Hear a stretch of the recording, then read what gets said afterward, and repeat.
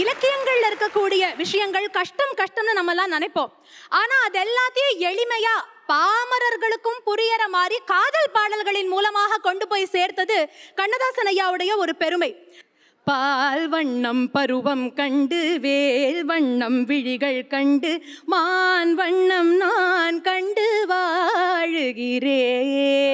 கண் வண்ணம் அங்கே கண்டேன், கை வண்ணம் இங்கே கண்டேன், பெண் வண்ணம் நோய் கொண்டு வாடுகிறேன். எவ்வளவு அழகான பாட்டு!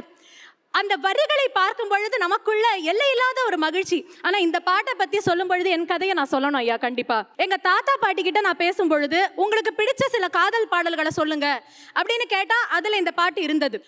ஒரு 10 வருஷம் முன்னாடி எனக்கு கல்யாணம் ஆன புதுசுல எங்க வீட்டுக்காரர்கிட்ட விளையாட்டா கேட்டேன், நிறைய அழகழகான பாடல் எல்லாம் இருக்கே, எனக்கு அப்படின்னு ஒரு பாட்டை நீங்க டெடிகேட் பண்ணணும், எனக்கு அப்படின்னா நீங்க என்ன பாட்டை சொல்லுவீங்க அப்படின்னு. நான் ஏதோ அவர் இளையராஜா காலம், ஏஆர் ரஹ்மான் காலம் அந்த மாதிரி ஏதாவது ஒரு பாட்டை சொல்வாரு அப்படின்னு தான் நிஜமாவே நினைச்சேங்க. ஆனா சத்தியமா சொல்றேங்க, அவர் பால் வண்ணம் பருவம் கண்டு இந்த பாட்டை தான் பாடினார் என்னை பார்த்து.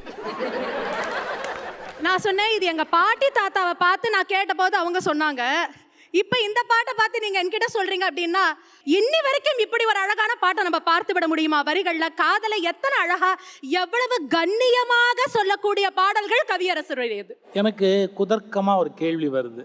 உங்க அப்பா அம்மா கிட்ட அந்த கேள்வி கேட்டு நான் எங்க அப்பா அம்மா கிட்ட இந்த கேள்வி எல்லாம் கேட்கறது இல்ல. அந்த காதல் உண்டா இல்லையான்னு தெரிஞ்சுக்கணும்னு ஒரு கியூரியாசிட்டி இருக்கும் இல்லையா? உங்க அப்பா அம்மாவுக்கும் அதே காதல் இருந்ததா?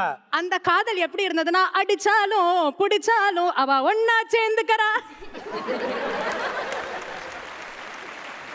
இப்ப வண்ணம் வண்ணம்னு பார்த்தோம். அதே மாதிரி தான் தான் தான் வரக்கூடிய பாட்டு, அத்தான் என்னத்தான் அவர் என்னைத்தான் எப்படி சொல்வேனடி அப்படின்னு இந்த பாட்டு முழுக்க தான் தான் தான் வரும். பொதுவா தான்கிற வார்த்தையை அகங்காரம்னு சொல்லுவோம். ஆனா அகங்காரத்துக்கு பயன்கூடைய தான் அப்படிங்கிற வார்த்தையை காதலுக்கு அழகாக பயன்படுத்தியது கண்ணதாசன் ஐயாவுடைய சிறப்பு. அதே போல தான் வந்தா அப்புறம் பின்னாடியே தேன் வரணும்ல. தேன் வந்தா என்ன பாட்டு? பார்த்தேன் சிரித்தேன் பக்கத்தில் அழைத்தேன் உனைத்தேன் என நான் நினைத்தேன், அந்த மலை தேன் இதுவென மலை தேன் அப்படின்னு தேன்.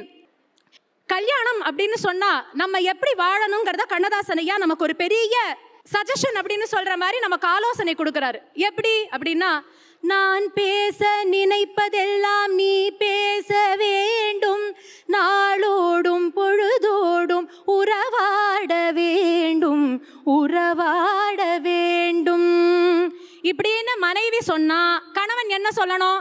நான் ஆஃபீஸ் போகணும், நினைக்கிற நேரத்துலலாம் உன்னோட ஃபோன் பேச முடியாது அப்படிலாம் சொன்னா சண்டை வந்துடும்.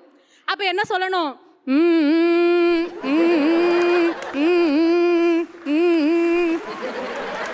எவ்வளவு பெரிய விஷயத்த ஒரு வரியில நம்ம கையா சொல்லியிருக்காங்க பாத்தீங்களா? அந்த கரெக்டா அங்க வந்தது பாருங்க.